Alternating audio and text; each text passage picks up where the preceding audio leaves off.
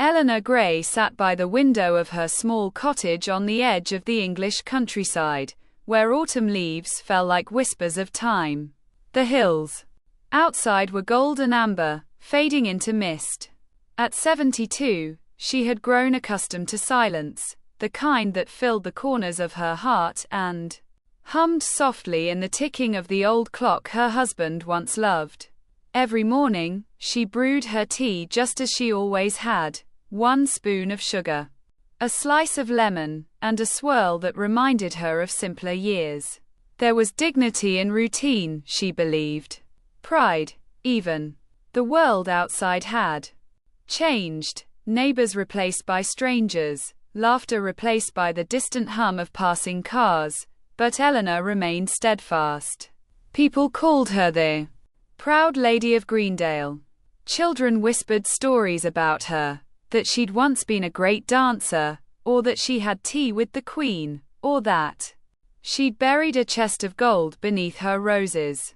None of it was true, but Eleanor didn't correct them. There was beauty in mystery, pride in silence. Her real story, however, was far more ordinary, and far more powerful. Chapter 1. The Daughter of the Wind. Eleanor grew up in a small seaside town where her father was a fisherman. He taught her 2 things, to work hard and to hold her head high. Pride isn't arrogance, he used to say, cleaning the nets under the morning sun. It's knowing who you are when no one else remembers. When she was 16, she left home to study literature in London. Her mother wept, her father only smiled and said, "Be proud, Ellie. Never let the city make you small."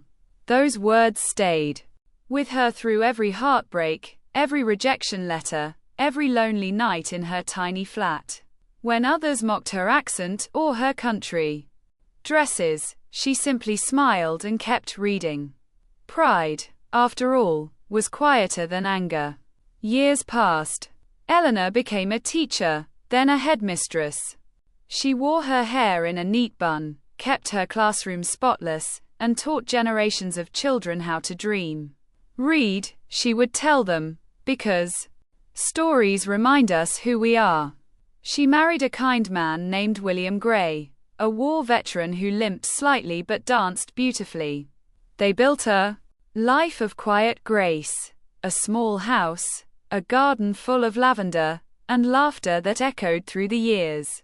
Then one winter, William fell ill. Cancer, the doctor said. Eleanor held his hand every night until the very end. When he was gone, she stood at his grave in the rain and whispered, "I'll stay proud for both of us." Chapter 2. The Silence After. Widowhood is a strange kind of loneliness. People mean well, but pity is exhausting. For a time, Eleanor avoided gatherings. She walked the lanes alone, fed the stray cats, and wrote in her journal, pages upon pages about pride, grief, and love. Her son, Michael, lived in London. He called once a week, always busy. "Mum, you should move here," he said once. "You shouldn't be alone." "I'm not alone," she replied. "I have myself." He sighed. "You're so proud, Mum." "Yes," she said softly. "And that's what keeps me alive." Years blurred. Birthdays came and went. Her hands grew thinner, her steps slower. But Eleanor refused to surrender her independence.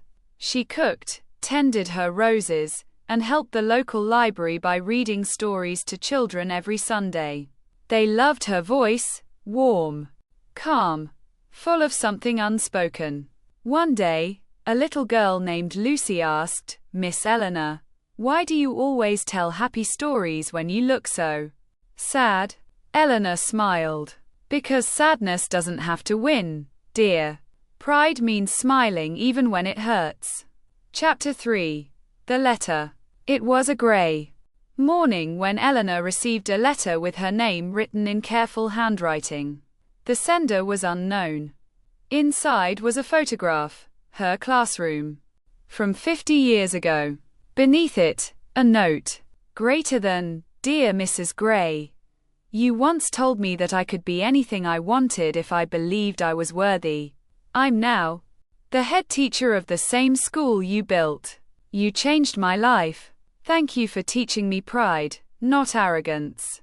Clara Bennett. Eleanor held the letter to her chest, her eyes wet with gratitude. Pride, she realized, wasn't just surviving pain, it was leaving behind something good. That evening, she placed the letter beside William's picture. See, love, she whispered, we did make a difference. Chapter 4. The Storm. Winter returned, heavy and unkind. Eleanor fell one night while reaching for a book. The pain was sharp, her hip broken. The ambulance lights flashed through her garden, illuminating the snow like scattered stars. At the hospital, the nurses fussed over her. You should move to a care home, Mrs. Gray, one said kindly. Eleanor looked out the window, at the world beyond the glass. I have my home, she said, and I intend to go back to it. When she returned, the village helped her. Meals, visits, flowers. But Eleanor's pride would not let her ask for more.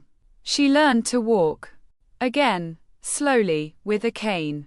Each step was a declaration. I am still me. Chapter 5. The Visitor. One spring morning, her son arrived unannounced. His hair had gone gray, his eyes tired from city life. Mum, he said, sitting beside her, I'm sorry I haven't been here much. I was too busy being important. Eleanor chuckled softly. You always were ambitious. I'm proud of you, Michael. He hesitated. You shouldn't be proud of me. I forgot you. She shook her head. Pride isn't about perfection. It's about forgiveness too. He looked at her, really looked, and saw not frailty, but strength. The wrinkles on her face were not marks of age but maps of endurance. Stay with me in London, he said gently. She smiled. No, my dear. This house has my story. These walls have heard my laughter and my tears. A life isn't something you carry, it's something you stand within. Chapter 6. The Garden. Eleanor's garden bloomed again that summer. Lavender, roses, wild daisies. She sat among them every morning, notebook in hand, writing her memoir. It wasn't for fame or money. It was for the quiet pride of telling her truth. In her final entry, she wrote, Greater than.